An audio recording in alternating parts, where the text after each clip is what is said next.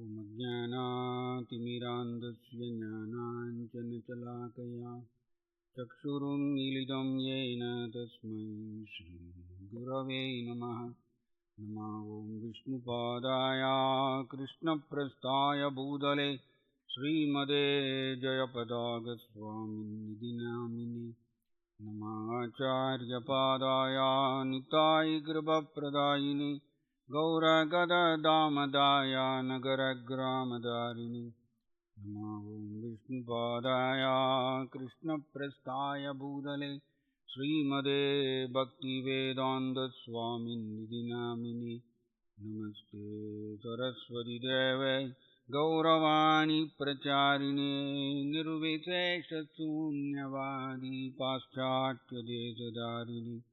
जय श्री कृष्ण चैतन्य प्रभु नित्यानंद श्री अद्वैत गदाधर श्रीवासादि गौरभक्तवृंद।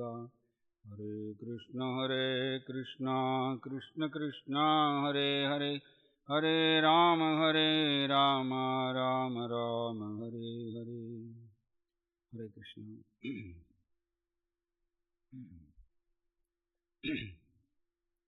புருஷ சுத்தத்தில் ஒரு அருமையான ஒரு பிரார்த்தனை வருது. நம்ம இன்னைக்கு புருஷ சுத்தம் படித்தோம். நாராயண பரோத்யாதா தியானம் நாராயண பரக. அதில் தேவர்கள் பகவானை நோக்கி புருஷ சுத்தம், புருஷா அப்படின்னா புருஷாவதாரம்னு சொல்லுவோம். புருஷாவதாரம்னா காரணோதகசாயி விஷ்ணு, கர்ப்போதகசாயி விஷ்ணு மற்றும் க்ஷீரோதகசாயி விஷ்ணு, இவர்களை தான் நம்ம புருஷாவதாரம்னு சொல்கிறோம். ஸோ இங்கே க்ஷீரோதகசாயி விஷ்ணுவை நோக்கி தேவர்கள் பார்க்கடல் கரையோரத்தில் நின்று பிரார்த்தனை செய்கிறாங்க. ஸோ அதில் என்ன வருதுன்னா, நாராயண பரோத்யாதா, பகவான் கிருஷ்ணரை தியானம் செய்கிறது, ஸ்மரணம் செய்கிறது தியானம் நாராயண பரக. பரகன சுப்ரீம். கிருஷ்ணரை ஸ்மரணம் செய்தல், கிருஷ்ணரை தியானித்தல் மிக உயர்ந்த தியானம் அப்படின்னு புருஷ சுத்தத்தில் தேவர்கள் பிரார்த்தனை செய்கிறாங்க. ஸோ நம்மளுடைய நோக்கம் என்ன அப்படின்னா, இடைவிடாமல் கிருஷ்ணரை ஸ்மரணம் செய்ய வேண்டும். ஏன்னா அதுதான் தியானத்தையே மிக உயர்ந்த தியானம். தியான சமோஹிஷக ஹரிபக்தி விலாசத்தில் சொல்லியிருக்கு.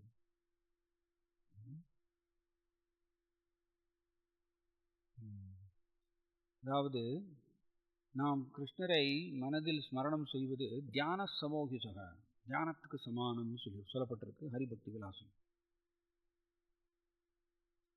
ஸோ அதனால் நாம் ஏன் இன்னைக்கு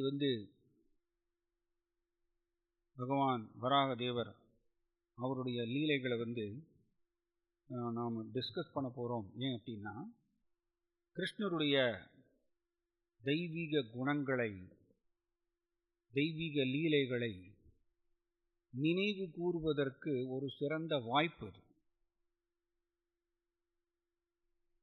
ஏன்னா ஜீவாத்மா கிருஷ்ணரை நினைத்தால் மட்டும்தான் யஸ்மரே புண்டரீகாட்சம் சபாஹ்யா அபியண்டர சுஜி, கிருஷ்ணரை நினைத்தால் மட்டும்தான் ஜீவாத்மா தூய்மை அடைய முடியும். அதனால 3வது காண்டத்தில் ஸ்ரீமத் பாகவதத்தில் வேதவியாசர் பகவான் வராகமூர்த்தி அவருடைய லீலைகளை வர்ணித்து எழுதியிருக்கார். ஸோ இந்த வராகமூர்த்தி, அதாவது ஒன்று என்ன தெரியறதுன்னா, கிருஷ்ணா எந்த ரூபம் எடுத்தாலும் அவர் சம்பவாமி ஆத்மமாயா, தன்னுடைய தெய்வீக சக்தியின் துணை கொண்டு அவர் இந்த பூமியில் பல லீலைகள் செய்கின்றார். அதனால் அந்த லீலை தெய்வீகமானது, இந்த உலகத்தை சார்ந்தது கிடையாது. அது அகுணஸ்ய நாந்தம் குணானாம் அகுணஸ்ய ஜக்முர். ஸோ அகுணஸ்ய அப்படின்னு என்ன அர்த்தம்னா தெய்வீகமானது. பகவானுடைய லீலைகள் தெய்வீகமானது, முக்குணங்களுடைய தாக்குதல்னால வரக்கூடியதல்ல, அதனால தெய்வீகமானது, இந்த உலகத்தை சார்ந்ததல்ல. அதனால தான் அதை பற்றி நம்ம டிஸ்கஸ் பண்ணணும். ஏன்னா நாம் எப்பொழுதுமே 24 hours எப்பொழுதுமே இந்த உலகம் சார்ந்த விஷயங்களையே நாம் நினைவு கொண்டிருக்கோம், நினைக்கிறோம். அதனால் மேலே மேலே நம்மளுக்கு அழுக்கு தான் நம்மளோட உணர்வில் படுகின்றது. அதனால தான் ஆக்சுவலி சாஸ்திரம் என்ன சொல்கிறதுன்னா,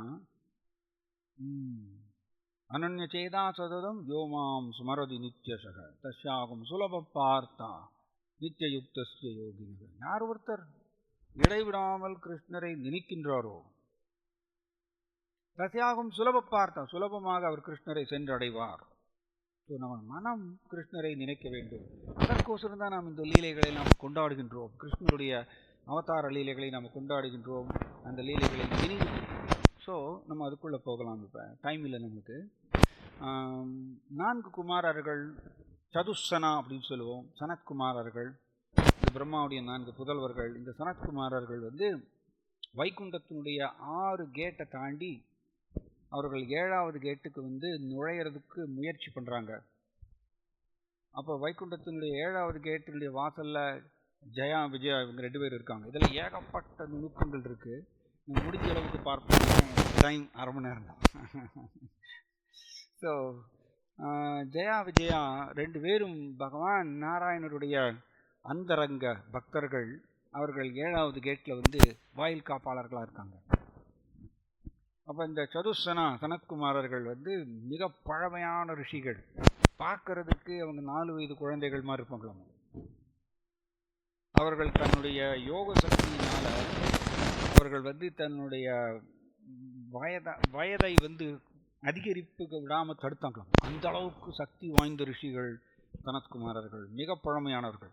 ஸோ 4 வயது குழந்தைகள் மாதிரி அவங்க எதுவும் ட்ரெஸ் எதுவும் போட்டுக்காமல் அவங்க பிரபஞ்சம் முழுவதும் அவர்கள் சுற்றி திரியலாம். அவர்களுக்கு அந்த ஒரு சுதந்திரம் இருந்தது. அப்படி இவங்க வைகுண்டத்தினுடைய 7வது கேட்டுக்குள்ளே நுழையிறதுக்கு முயற்சி செய்யும் பொழுது ஜெயா விஜயா பார்க்குறாங்க, இந்த சனத்குமாரர்கள் குழந்தைகள் தானே இவங்க, இந்த குழந்தைகள் உள்ளே போய் பகவான் நாராயணரை போய் இவங்க டிஸ்டர்ப் பண்ணக்கூடாது, குழந்தைகளுக்கு என்ன தெரியும் அப்படின்னு சொல்லி ஜெயா விஜயா தன்னுடைய கதையினால் தடுத்துடுறாங்க. சனத்குமாரர்கள் உள்ளே போகக்கூடாதுன்னு சொல்லி. சனத்குமாரர்களுக்கு கோபம் வருது. அவர்கள் பார்க்குறாங்க, வெரி நைஸ் பாயிண்ட். சனத்குமாரர்கள் சொல்கிறாங்க, ஓ ஜெயா விஜயா, நீங்கள் 2 பேரும் வைகுண்டத்தினுடைய வாயில் காப்பாளர்கள். எனக்கு சின்ன வயசில் நான் பெருமாள் கோவிலுக்கு போகும்பொழுது பெருமாள் கோவிலுடைய வாசலில் பார்த்தீங்கன்னா 2 பேர் இருப்பாங்க. ஸோ நான் எங்கள் அப்பாட்ட கேட்பேன், நான் விஷ்ணு பகவான் விஷ்ணு உள்ளே தானே இருக்கார், வெளியில் எதுக்கு 2 பேர் இருக்காங்க, வெளியில் எதுக்கு 2 விஷ்ணு இருக்காங்க அப்படின்னு எங்கள் அப்பாட்ட கேட்பேன். அப்பா சொல்லுவார், இல்லை இவர்கள் விஷ்ணு இல்லை, இவர் பகவான் விஷ்ணுவுடைய தூதர்கள். எக்ஸாக்டாக பகவான் பாருங்க,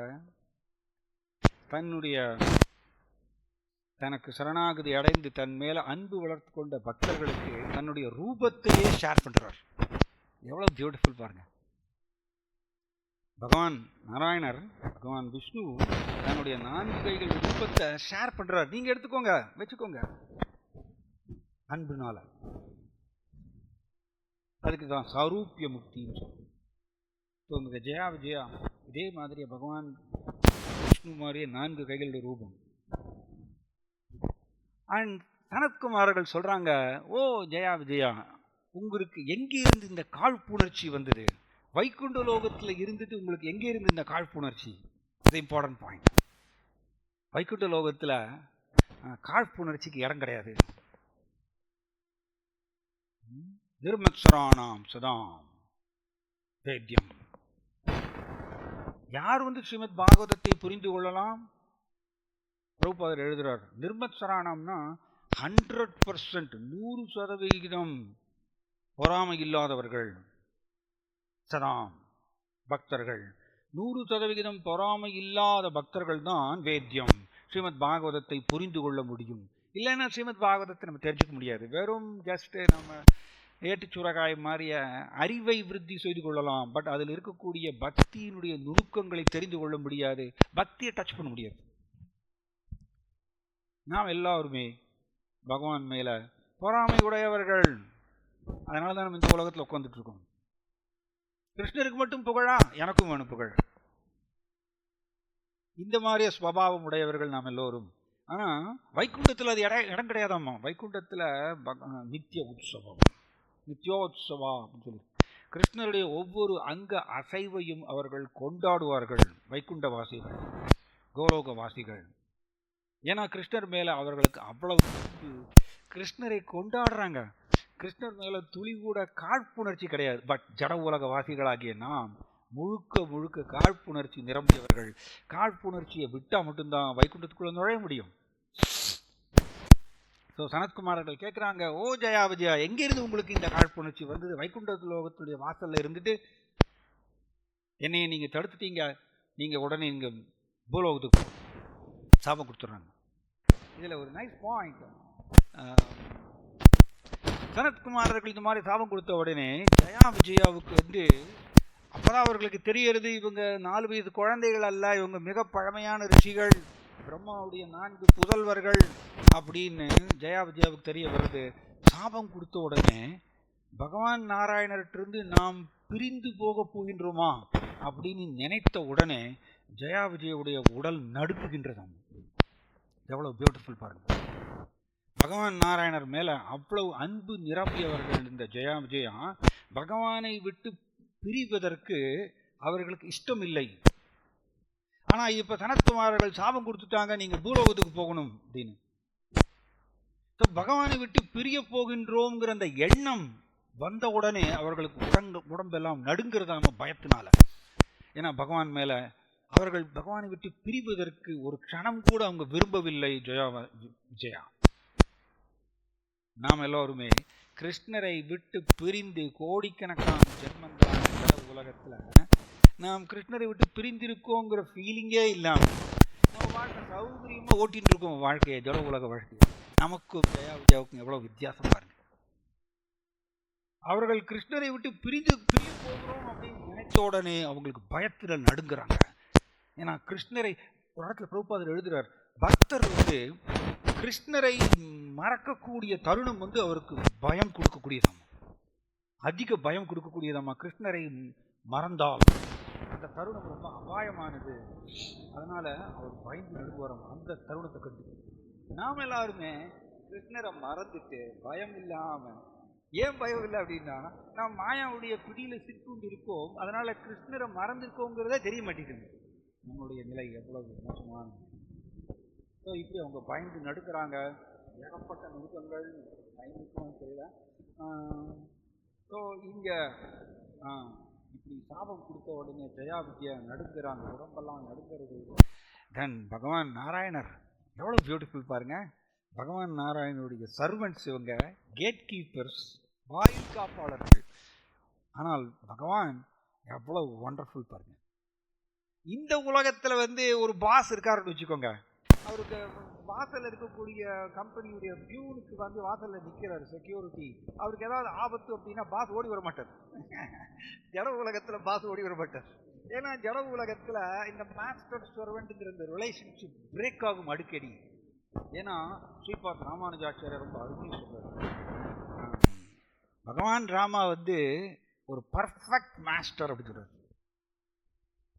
நம்ம இந்த உலகத்துல ஒரு பர்ஃபெக்ட் மாஸ்டரையும் பார்க்கறதா பூர்வம், பர்ஃபெக்ட் சர்வெண்டையும் பார்க்கறதா பூர்வம். ஏன்னா குறைகள் நிரம்பியவர்கள் நம்ம எல்லாருமே. அதனால பியூனுக்கு ஏதாவது ஆபத்து அப்படின்னா பாஸ் ஓடி வர மாட்டார். ஜட உலகம் அப்படின்னா. ஆனா அங்க பகவான் பாருங்க எவ்வளவு ஸ்வீட். பகவான் நாராயணருக்கு இந்த ஜயா விஜயாவுக்கு சாபம் கொடுத்தாங்க இந்த ரிஷிகள் அப்படின்னு சொல்ல உடனே பகவான் நாராயணருக்கு வேகமா வராராம். ஏகாவது கேட்டு வரார் வேகமா. எப்படி வரார்? அவர் சங்கு சக்கரம் கரை தாமரை ஏந்திருக்கார். ததித் வாசுதம் அச்சுதம். அவருடைய வாசம், அவருடைய ட்ரெஸ் வந்து எப்படி இருக்காமா, மின்னல் மாதிரி இருக்காது, பளிச்சு இருக்காம மின்னல் மாதிரியா. மஞ்சள் பட்டாடை போட்டுருக்கார், வைஜெயந்தி மாலை போட்டுருக்கார். இந்த வைஜெயந்தி மாலை போட்டுருக்கிறதுனால அதில் இருக்கக்கூடிய அந்த மகரந்தம் தேன் அதை பருகுவதற்கு வண்டுகள் வந்து பகவானுடைய முகத்தை சுற்றி சுற்றி வருதாம். பிராமணர்கள் வந்து பகவானை வேத கோஷங்கள்னால பிரார்த்தனை செய்கிறாங்க. அண்ட் ஸ்ரீதேவி பூதேவி சமேத அப்படின்னு சொல்லுவோம் இல்லையா. ஸ்ரீதேவினா லட்சுமி தேவி அண்ட் பூமி தேவி, இவங்க 2 பேரும் வராங்க. ஸ்ரீ பூ நீலா சமேத அப்படின்னு சொல்லுவோம். பகவானுடைய அந்தரங்க சக்திகள் இவங்கள். இப்படி அன்பு கலந்த பக்தர்கள் கிருஷ்ணரை வந்து போற்றி புகழனாங்க. இப்படிப்பட்ட பகவான் நாராயணர் அப்படி அசைந்து அசைந்து வராரு. அண்ட் இதழோரம் ஒரு வந்து கவர்ச்சிகரமான ஒரு புன்னகை வீசிட்டு அவர் வந்து அப்படி வரார். ஸோ அவருடைய வருகையே வந்து ரொம்ப பல பல ஸ்லோகங்களில் வர்ணிக்கப்பட்டிருக்கு ஸ்ரீமத் பாகவதம். நமக்கு டைம் கிடையாது. ஸோ இங்கே அப்படி வரார். வந்த உடனே இங்கே பகவான் நாராயணர் வந்து சனத்குமாரர்களை பார்த்துட்டு முதல்ல என்ன சொல்வாராமா, ஓ சனத்குமாரர்களே, என்னையே நீங்கள் மன்னிக்கணும். பகவான் நாராயணர் முழு முதற் கடவுள், அவருடைய நடத்தை பாருங்கள் எவ்வளவு பியூட்டிஃபுல். ஸ்ரீ சைத்தன்ய சரிதாமிர்தத்தில் ஸ்ரீல கிருஷ்ணதாஸ் கவிராஜ் கோஸ்வாமி பகவான் கிருஷ்ணனுடைய 64 தெய்வீக குணங்களை வர்ணிக்கிறார். அதில் ஒரு குணம் வந்து அவர் வந்து தட்சிணா. அவர் ரொம்ப சிம்பிளாம். கிருஷ்ணன் ரொம்ப சிம்பிள். அதுக்கப்புறம் அவர் ரொம்ப ஹம்பிளாம், ரொம்ப அடக்கம் நிரம்பியவராம கிருஷ்ணன். கிருஷ்ணன் அடக்கம் நிரம்பியவராக இருக்கும்பொழுது நம்ம எதற்கு கர்வத்தோடு இருக்கணும்? நம்ம தம்மா துண்டு ஜீவாத்மா, நம்ம எதுக்கு கர்வத்தோடு இருக்கணும்? கிருஷ்ணர் அடக்கம் நிரம்பியவர். இங்க பகவான் நாராயணர் சனத்குமாரர்கள்ட்ட கேட்கிறார், என்னுடைய சர்வன்ஸ் ஜெயா விஜயா உங்களுக்கு அபராதம் இழைத்துட்டாங்க, என்னை நீங்க மன்னிக்கணும். ஏன்னா சர்வன்ட் செய்த மிஸ்டேக்கு மாஸ்டர் தான் பொறுப்பு. எவ்வளவு பியூட்டிஃபுல் பிரின்சிபிள் பகவான் போதிக்கிறார். சர்வன்ட் செய்த மிஸ்டேக்கு மாஸ்டர் தான் பொறுப்புன்னு பகவான் நாராயணர் போதிக்கிறார் நமக்கு எல்லாருக்கும். ஸோ என்னுடைய சர்வன்ட் ஜெயா விஜயா, மாஸ்டர் ஆகிய நான் மாஸ்டருடைய மனப்பான்மையை புரிந்து கொள்ளாமல் உங்களுக்கு குற்றம் இழைத்து விட்டார்கள், அதனால நான் மன்னிப்பு கேட்கின்றேன் அவர்களுக்கு. பகவான் நாராயணர் மாஸ்டர், அவருடைய மனப்பான்மை என்ன? நமோ பிரம்மண்ய தேவாய. பிராமணர்கள்னா அவருக்கு ரொம்ப பிடிக்கும். கோ பிராமண ஹிதாயச்ச ஹிதாயச்ச, பிராமணர்கள் அவருக்கு ரொம்ப பிடிக்கும். ஏன் அப்படின்னா பிராமணர்கள் சத்துவகுணம் நிரம்பியவர்கள். ஸோ சனத்குமாரர்களோ மிக பழமையான பிராமணர்கள், ரிஷிகள். அதனால மாஸ்டருடைய மனப்பான்மை பிராமணர்கள் அவருக்கு பிடிக்கும். ஸோ மாஸ்டருடைய மனப்பான்மை தெரியாமல் இவர்கள் நடந்து கொண்டு விட்டார்கள் இந்த சர்வன்ட்ஸ். இது வெரி இம்பார்ட்டன்ட் பாயிண்ட். சர்வன்ட் வந்து எப்பொழுதும் மாஸ்டருடைய மனப்பான்மையை புரிந்து கொண்டு நடக்க வேண்டும். ஸோ பகவான் சாத்வதாம்பதி, பகவான் கிருஷ்ணன் எப்படி பக்தர்களுடைய மாஸ்டர், சாத்வதாம்பதி பக்தர்களுடைய மாஸ்டர். இப்போ பக்தர்களாகிய நாம் கிருஷ்ணருடைய மனப்பான்மையை புரிந்து கொண்டு நாம் நடந்து கொள்ள வேண்டும் இந்த உலகத்தில். கிருஷ்ணர் எப்படி எளிமை நிரம்பியவரோ, லிபரல். லிபரல்னா என்னது? ரொம்ப தாராள மனப்பான்மையுடையவர் நம்ம கிருஷ்ணர். அவருடைய சுபாவம் இப்படிப்பட்டது. அதனால அவருடைய சர்வன்ட்ஸ் ஆகிய நாம் கிருஷ்ணருடைய மனப்பான்மை புரிந்து கொண்டு நாமும் தாராள மனப்பான்மையோடு கையாள வேண்டும் எல்லோரையும். ஏன்னா சர்வன்ட்ஸ் வந்து மாஸ்டருடைய மனப்பான்மையை தெரிந்து கொண்டு நடக்க வேண்டும்னு பகவான் நாராயணர் போதிக்கிறார். ஸோ இந்த சர்வன்ட்ஸ் மாஸ்டருடைய மனப்பான்மையை தெரிந்து கொள்ளாமல் உங்களுக்கு குற்றம் இழைத்து விட்டார்கள், அதனால் நான் மன்னிப்பு கேட்கின்றேன். இது பாருங்க, வெரி நைஸ் பாயிண்ட். பகவான் நாராயணர் எதற்கு மன்னிப்பு கேட்கணும்? பகவான் நாராயணர் வந்து அசமௌர்த்வா, அவருக்கு மேலையும் யாரும் கிடையாது, அவருக்கு சமமும் யாரும் கிடையாது, அவர் முழு முதற் கடவுள். அவர் எங்க எப்படி தப்பு செய்ய முடியும்? பக்தி சாஸ்திர கிளாஸ்ல டிஸ்கஸ் பண்ணிட்டு இருந்தோம்.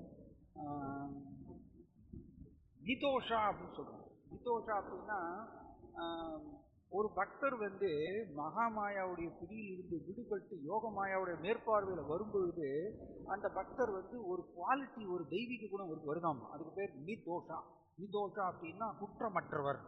யோக மாயாவோட மேற்பார்வையில் வந்தாச்சுன்னா அந்த பக்தர் குற்றம் செய்ய மாட்டார், தவறு செய்ய மாட்டார். ஸோ பகவான் கிருஷ்ணாவோ யோக மாயா, அதாவது யோக மாயா அவருடைய எனர்ஜி, அவர் எப்படி குற்றம் செய்வார்? பகவான் நாராயணர் குற்றம் செய்வதற்கு வாய்ப்பே இல்லை. நாம் தான் குற்றவாளிகள், குற்றம் செஞ்சுட்டே இருப்போம். ஏன்னா நம்ம மகாமாயோட பிடியில் உட்காந்துட்டு இருக்கோம். ஆனால் இங்க பகவான் நாராயணர் மன்னிப்பு கேட்கிறார். நான் மன்னிப்பு கேட்கின்றேன், தவறு செஞ்சுட்டாங்க, என்னுடைய சர்வன்ஸ் செய்த தவறுக்கு நான் தான் பொறுப்பு, மன்னிப்பு கேட்கிறேன். இப்படி மன்னிப்பு கேட்கிற உடனே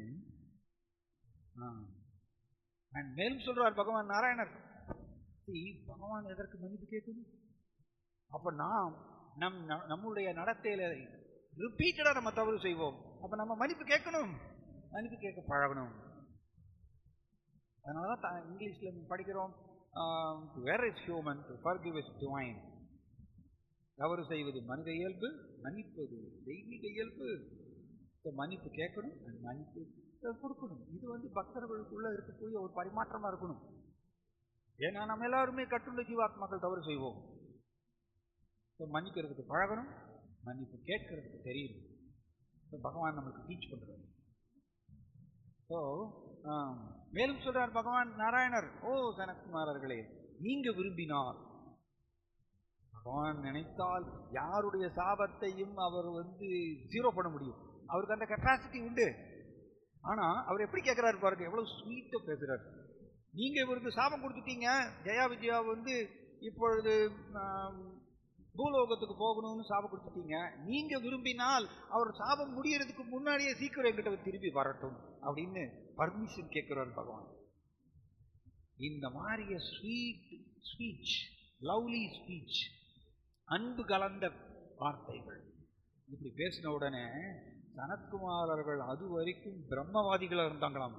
பிரம்மவாதிகள் அவர்களுக்கு பகவானுடைய இந்த ரொம்ப அன்பு கலந்த இந்த வார்த்தையை கேட்ட உடனே அவர்களுடைய ஹிருதயத்துல மாற்றம் ஏற்பட்டது.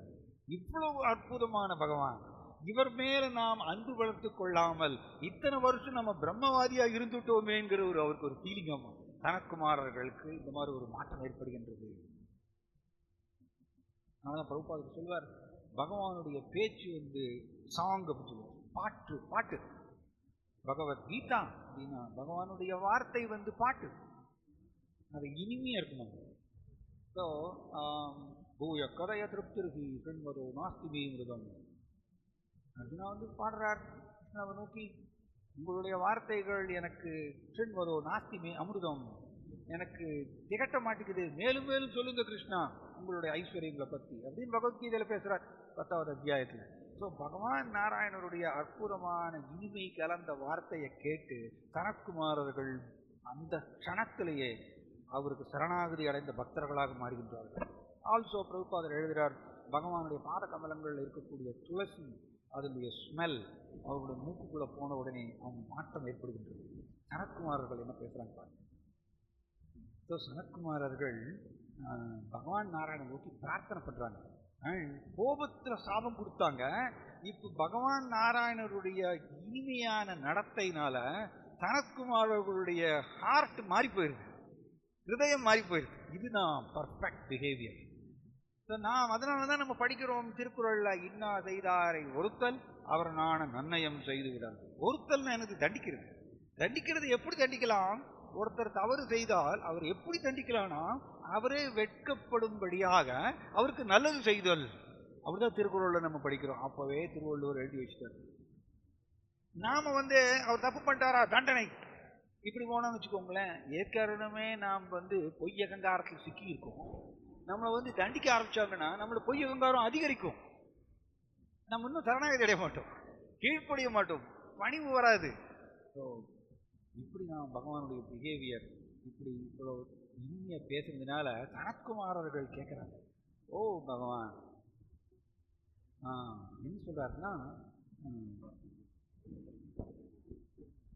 சனத்குமாரர்கள் பகவானுடைய இனிமையான வார்த்தையை கண்டு பிரமித்து போறாங்க. ஏன்னா ஃபர்ஸ்ட் டைம் பகவானுடைய இனிமையான வார்த்தை மற்றும் கவர்ச்சிகரமான புன்னகை, அவருடைய அற்புதமான ரூபம், அவருடைய பாதத்தில் இருக்கக்கூடிய துளசியுடைய நறுமணம், இதை எல்லாத்தையும் எக்ஸ்பீரியன்ஸ் பண்றாங்க சனத்குமாரர்கள். அவர்களுக்கு பயங்கரமான ஒரு தெய்வீக அனுபவம். ஸோ என்ன சொல்றாரு, அவங்க எப்படி பேசுறாரு பாருங்க. இப்படிதான் நம்ம ஹேண்டில் பண்ணணும். யாரோ ஒருத்தர் வந்து ரஜஸ்ல மாட்டி அவங்க வந்து ரொம்ப விகாரமாக அவங்க நடந்து கொண்டால் நாமும் விகாரமாக அவரை போய் தண்டனை செய்து கொண்டோம்னா இன்னும் அதிகமாக தான் ஆகும். ஆனா நாம் சத்வகுண ரீதியாக கையாளும் பொழுது அந்த சூழ்நிலை சுபகுணம் முடிச்சுக்கணும். அதான் இங்க பண்றாரு பகவான். இங்க சனத்குமாரர்கள் சொல்றாங்க, ஓ பகவான், நீங்க இவர்களுக்கு என்ன பனிஷ்மெண்ட் கொடுக்கணும்னு விரும்புறீங்களோ அல்லது எங்களுக்கு என்ன பனிஷ்மெண்ட் கொடுக்கணும்னு விரும்புறீங்களோ நீங்க அதை கொடுக்கலாம். ஏன்னா நாங்க என்ன நினைக்கிறோம்னா, இப்ப இவங்க 2 பேரும் குற்றமற்றவர்கள். யார் சொல்றாங்க? சனத்குமாரர்கள் சொல்றாங்க. ஜயா விஜயா 2 பேருமே குற்றமற்றவர்கள். ஏன்னா அவர்கள் உங்களுடைய அந்தரங்க சேவையில் ஈடுபட்டு இருக்கின்றார்கள், அன்பு கலந்த தொண்டில் ஈடுபட்டு இருக்கின்றார்கள். அவர்கள் எப்படி குற்றம் உடையவர்களா இருக்க முடியும்? இருக்கவே முடியாது. சனத்குமாரர்கள் பக்தர்களை மாறிட்டாங்க. அதனால அவங்க சொல்றாங்க, குற்றமற்றவர்களை நாங்க தேவையில்லாம சாபம் கொடுத்துட்டோம், அதனால எங்களுக்கு ஏதாவது பனிஷ்மெண்ட் நீங்க கொடுக்கணும்னு விரும்பினாலோ இல்லது இவர்களுக்கு என்ன பனிஷ்மெண்ட் நீங்க கொடுக்கணும்னு விரும்பினாலோ அது உங்க விருப்பம், நீங்க அதை செய்யலாம். இப்ப பகவான் நாராயணர் வந்து பகவான்கிற தோரணையில பேசுறாரு. இதுவரைக்கும் அவர் ரொம்ப பணிவா பேசினார். இப்ப பகவான்கிற தோரணையில பேசினார். அவர் என்ன பேசுறார்? நீங்க 2 பேரும் இவருக்கு கொடுத்த தண்டனை வந்து ஒரிஜினலி நான் தான் இதை பிளான் பண்ணினேன். என்னுடைய அந்தரங்க சேவகர்களுக்கு இந்த மாதிரியா தண்டனை சாபம் வர்ற மாதிரிய நான் தான் ஏற்பாடு பண்ணினேன். ஏன்னா நான் ஒரு பிளான் வச்சிருக்கேன். இதுல வெரி நைஸ் பாயிண்ட். அதாவது பகவான் கிருஷ்ணா மன்மனா பவ மத்பக்தோ மத்யாஜி மாம் நமஸ்குரு சொல்லிட்டார்.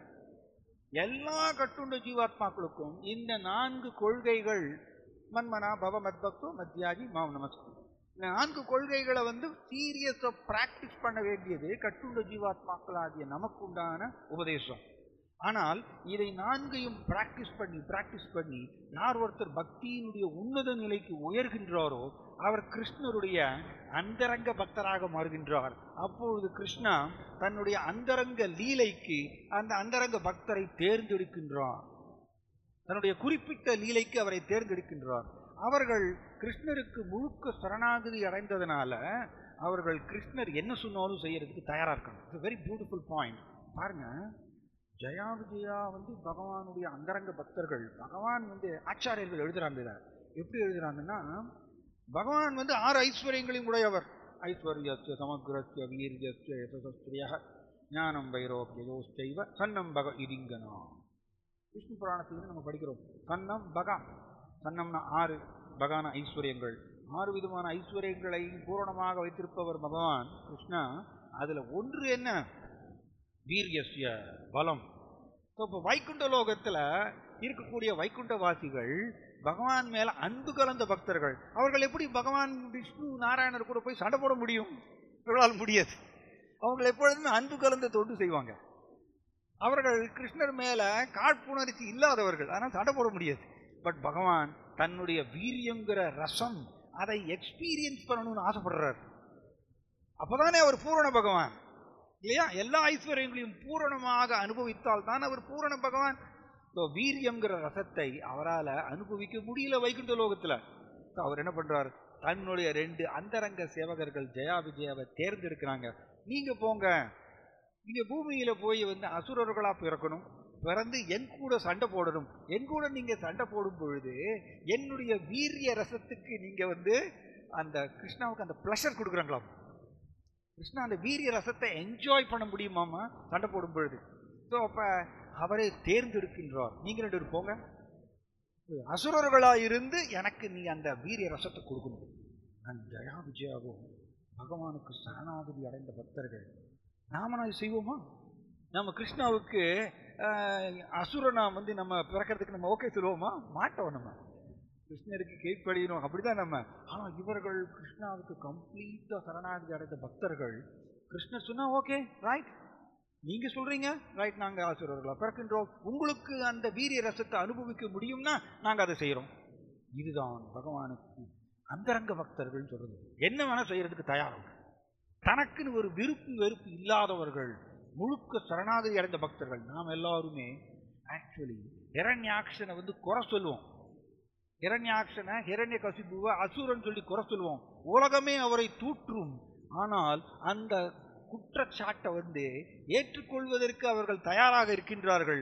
பகவானுக்கு வீரிய ரசம் கிடைக்கிறதுனா, பகவானுக்கு வீரிய ரசம் அவரை என்ஜாய் பண்ண முடியும்னா நாங்க வந்து இந்த குற்றச்சாட்டை வாங்கிக் கொள்வதற்கும் தயாராக இருக்கின்றோம். அந்த அளவுக்கு சரணாகதி அடைந்தவர்கள் ஜெயம்.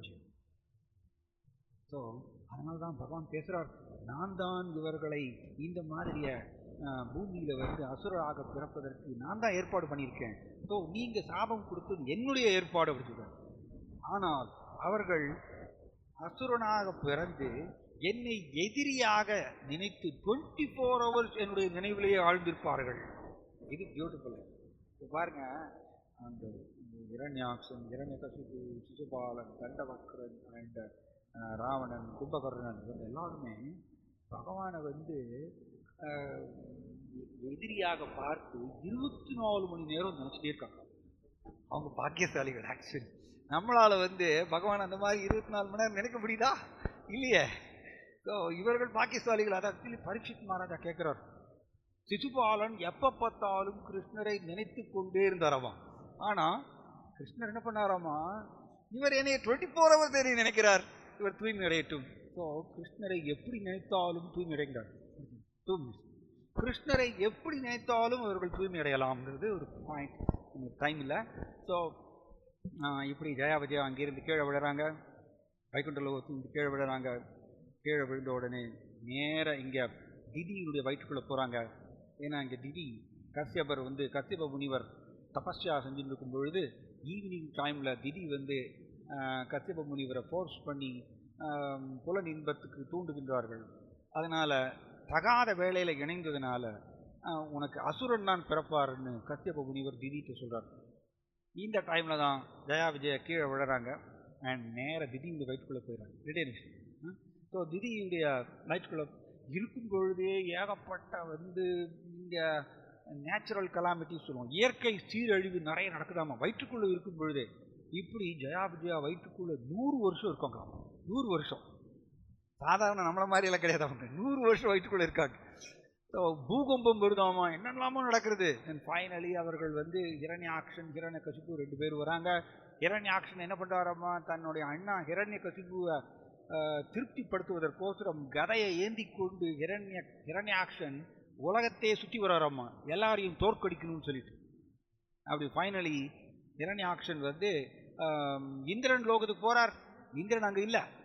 இந்திரன் இல்லைன்னு சொன்ன உடனே ஹிரண்யாக்ஷன் வந்து இந்த கர்ப்போதகா கடலில் குதிக்கிறார். கர்ப்போதகா கடலில் குதித்து ஸ்விம்மிங் பண்ணி பண்ணி பண்ணி கடைசியில் வருண லோகத்துக்கு போயிடுறார். அங்கே வருணதேவர் உட்காந்துருக்கார். வருணதேவர் காலில் போய் விழறார். ஹிரண்யாக்ஷன் காலில் போய் விழுந்து, ஓ வருணதேவா என் கூட சண்டை போடுங்க அப்படின்னு கேட்குறார். வருணதேவருக்கு பயங்கர கோபம். ஆனால் ஹிரண்யாக்ஷனுக்கு முன்னாடி ஒன்றும் பண்ண முடியாது. ஸோ வருணதேவர் சொல்வார், எங்களுக்கு வயசாயிருச்சுங்க, நாங்கள் உங்க கூட சண்டை போடுறதுக்கு நாங்கள் எங்களுக்கு லாயக்கு இல்லை. ஸோ உங்களுக்கு சரியானவர் வந்து பகவான் கிருஷ்ண தான் இப்பொழுது வந்து அவதாரம் எடுத்திருக்கார், நீங்கள் அவர்கிட்ட போங்க அப்படின்னு சொல்லி அனுப்பிச்சி விடுறார். நாரத முனிவர்கிட்ட கேட்டு தெரிந்து கொண்டு அவர் வந்து வரார். இங்கே என்னன்னா, பூமி வந்து கர்ப்போதகா கடலுக்கு அடியில் போயிடுது. ஸோ பிரம்மா யோசிச்சுட்டு இருக்காரு, பூமியை எப்படி எடுக்கலாம் அப்படின்னு. அப்படி யோசிச்சுட்டு இருக்கும்பொழுது பிரம்மாவுடைய மூக்கிலிருந்து ஒரு குட்டி வராக மூர்த்தி வெளியில் வர்றார். ஜாய் வராகதேவ் பகவானுக்கு. ஸோ ஒரு குட்டி கட்டவரல் சைஸ்க்கு வராராம்மா பிரம்மாவுடைய மூக்கிலிருந்து. அந்த குட்டி வராக மூர்த்தி பிரம்மா பார்த்துட்டு இருக்கும் பொழுது அவருடைய ரூபம் பெருசாயிட்டே போயிடுதாமா. அந்த ஆகாயம் ஃபுல்லாக அளந்து நிற்கிறாராமா. தன் பிரம்மா பார்த்து பிரமிக்கிறார், யார் இவர், என்னுடைய மூக்கிலிருந்து எனக்கே தெரியாமல் வெளியில் வந்துட்டார். அதான் பகவான். ஸோ பிராமணர்கள் பக்தர்கள் எல்லோரும் வேத கோஷங்கள்லாம் பிரார்த்தனை செய்கிறாங்க. வராக மூர்த்தி வந்து இந்த வேத கோஷங்களை ஆமோதிக்கும் வகையில் கர்ஜனை செய்கிறார் உற்சாகமாக. தென் வராக மூர்த்தி இந்த கர்ப்போதகா கடலுக்குள்ளே குதிக்கிறார், இந்த பூமியை எடுக்கிறதுக்கோசரம். அப்படி கர்ப்போதகா கடலுக்குள்ளே கிழிச்சிட்டு உள்ளே போகிறாராம்மா, தன்னுடைய தந்தத்தை வச்சு கிழிச்சிட்டு உள்ளே போய் தான் பூமியை தூக்கி மேலே கொண்டு வந்து தன்னுடைய யோகமாயா சக்தியினால் கர்ப்போதக கடல் மேலே மிதக்க விடுறாராம். அப்பொழுதுதான் இந்த ஹிரண்யாக்ஷன் அங்கே வரார், பகவானை தேடிட்டு சண்டை போடுறதுக்கு. ஸோ அது ஒரு பெரிய டிஸ்கஷன், பெரிய சாப்டர் இருக்குது அதில். தென் ஃபைனலி வராகமூர்த்தி ஹிரண்யாக்ஷனை வந்து தன்னுடைய இடது கை சுண்டி விரல் நுனியினால் அவரோட காதல் அடிக்கிறார். அதனால்தான் ஹிரண்யாக்ஷன் அங்கேயே விழுந்து இறந்து போகிறார். ஸோ இது அற்புதமான ஒரு லீலை. நமக்கு டைம் கிடையாது, இங்கே முடிச்சுக்கலாம். जय श्री वरागदेव भगवान आविर्भावा तिथि महोत्सव की जय श्री वराग जयंती महोत्सव की पतित पावन कुल प्रभुपाद की निताय गौर प्रेमानंदे।